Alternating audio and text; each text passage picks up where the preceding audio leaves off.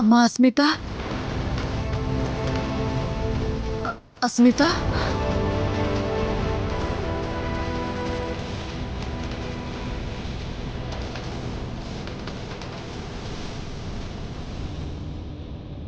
ಏನಮ್ಮ, ಏನಿದು? ಯಾಕೆ ಹೀಗೆ ಮಾಡಿದೆ?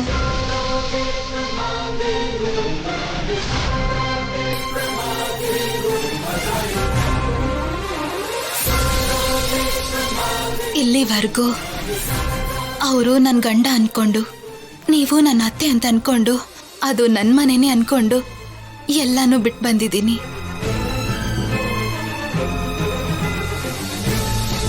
ಇಷ್ಟಾದ್ಮೇಲೆ ಕೂಡ ಅವ್ರು ರಾಜಲಕ್ಷ್ಮಿನ ಮದ್ವೆ ಆಗ್ಬೇಕು ಅನ್ಕೊಂಡಿದ್ದಾರೆ. ನಾನು ಎಲ್ಲಿಗೆ ಹೋಗ್ಲಿ? ನನ್ಗೆ ಯಾರಿದ್ದಾರೆ?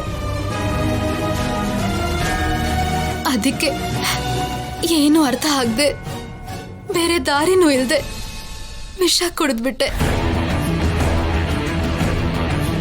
ನನ್ನ ಪ್ರೀತಿನ ಅರ್ಥ ಮಾಡ್ಕೊಳ್ದಿರೋ ಈ ಶೌರ್ಯ ಸರ್ಗೆ ನನ್ನ ಜೀವನೇ ಗಿಫ್ಟ್ ಆಗಿ ಕೊಡೋಣ ಅಂತ ಅನ್ಕೊಂಡೆ.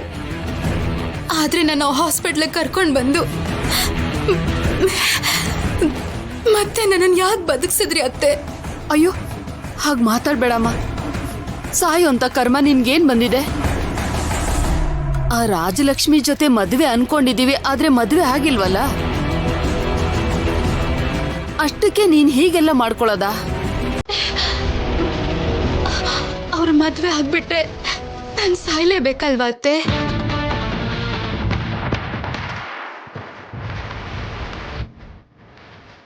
ನೀನ್ ಸಾಯೋ ಅವಶ್ಯಕತೆ ಇಲ್ಲ ಅಮ್ಮ. ಆ ರಾಜಲಕ್ಷ್ಮಿನ ಶೌರ್ಯ ಮದ್ವೆ ಆಗಲ್ಲ. ಯಾವತ್ತಿದ್ರೂ ನೀನೇ ಅವನ್ ಹೆಂಡತಿ, ನನ್ ಸೊಸೆ.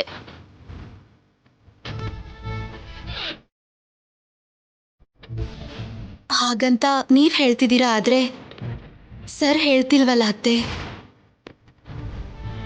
ಅವನೇನಮ್ಮ ಹೇಳೋದು? ನಾನು ಹೇಳ್ತಿದ್ದೀನಲ್ಲ. ನಾನ್ ಮಾತು ಕೊಡ್ತಾ ಇದ್ದೀನಿ, ನಿಮ್ಮಿಬ್ರಿಗೂ ಮದುವೆ ಮಾಡಿಸ್ತೀನಿ. ಅದೇ ಮಾತನ್ನ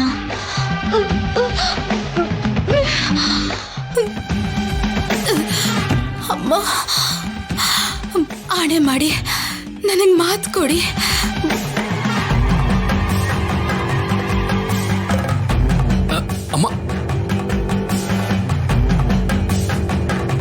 ಅಮ್ಮ, ಮಾತು ಕೊಡ್ತಿದ್ದೀನಿ.